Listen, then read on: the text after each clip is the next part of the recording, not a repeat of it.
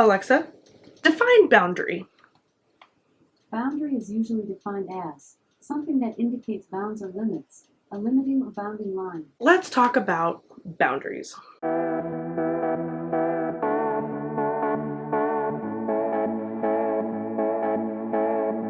Hello everyone, and welcome back to Friendeavor. Today we are talking about the very important subject of boundaries. Now, there's a lot of type of boundaries. You got your physical boundaries of what separates, say, geographical locations like a country, or physical boundaries of you don't like to be touched, or you can't touch a painting on a wall, or something like that. You have emotional boundaries, things that you set that you're not trying to get invested in, emotionally invested in. You've got financial boundaries. I will spend money on this, but I won't spend money on that. There's a lot of factors that go into boundaries when you're talking about friendships. So let's break it down. Let's start off with emotional boundaries. So to kick things off, I want to clarify that when I'm talking about boundaries in friendships, it really all depends on the friendship pyramid. I would hope that if you are in this top level area of having a spouse, that you would already have your boundaries defined, because going into marriage, you already need to have that figured out. In best friendship, I would hope that there's enough years of friendship and dedication and time and energy and effort put into it that you already know what boundaries work for you. So what I really want to focus on is these bottom 3 tiers of friendship: your acquaintanceships, your friendships, and your good friends. Even good friends can have issues with boundaries. They expect more out of you, or they take advantage of you emotionally, financially.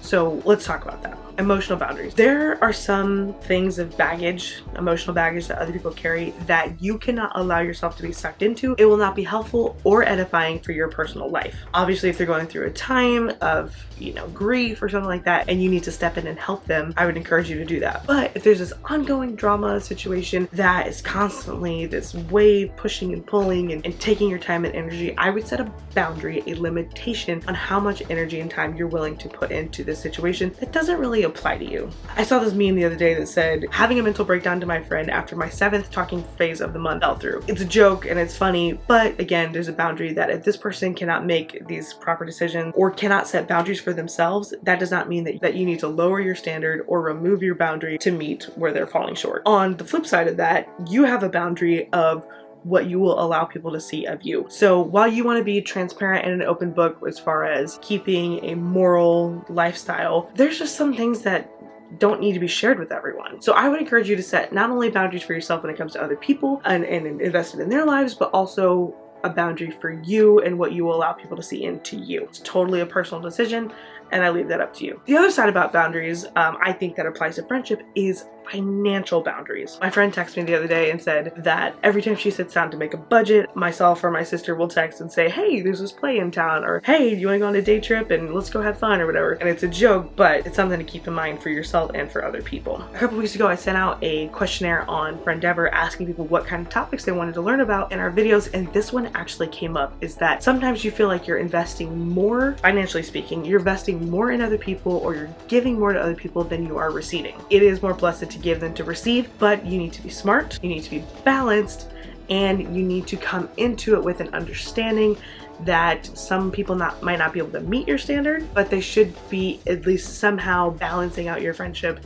and giving to some extent. So the person who replied to the questionnaire said, I find myself giving financial gifts of much greater value than I am receiving, but mostly because my friends expect it. So here's a boundary that I would look into if you're having this issue. Lower the financial value of the gift you're giving. Gifts are a lot more about thoughts, a lot more about gestures than they are about finances. If your friends are only your friends because you're giving them posh or lavish gifts, then I would reevaluate that friendship and where it falls in your friendship pyramid. If someone expects you to give them a gift of $200 at Christmas but gives you a $10 Chipotle gift card, then they need to reevaluate their priorities, and they cannot expect some insane, lavish, financially bank-breaking gift from you. If you're one of those people that expects these high and lavish gifts because, oh, they can afford it, or oh, they've got the connections, take a look in the mirror. What is realistic? What are you doing to balance this friendship out? What boundary have you exceeded for yourself? So say 1 year you tried to match that gift and you had to go absolutely broke and skimp on other people's gifts just because you were trying to match this other gift. Don't have an expectation of what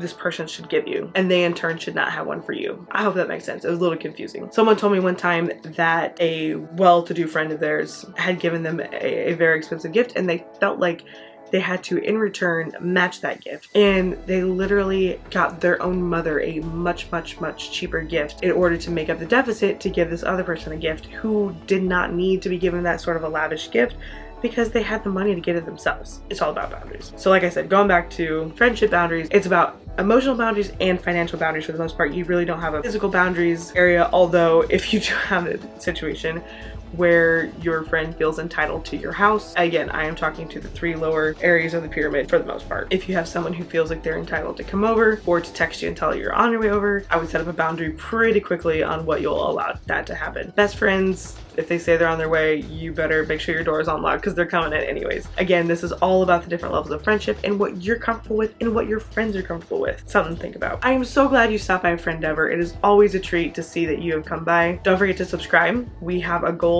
of 50 subscribers. That's our next goal. As soon as we hit that, we'll have another giveaway on Friendeavor on Instagram. So keep an eye on that. Follow over there so you can see when that comes and drop a subscribe. Like this video. Don't forget, friendship is a journey. It's an endeavor. And I will see you next time on Friendeavor.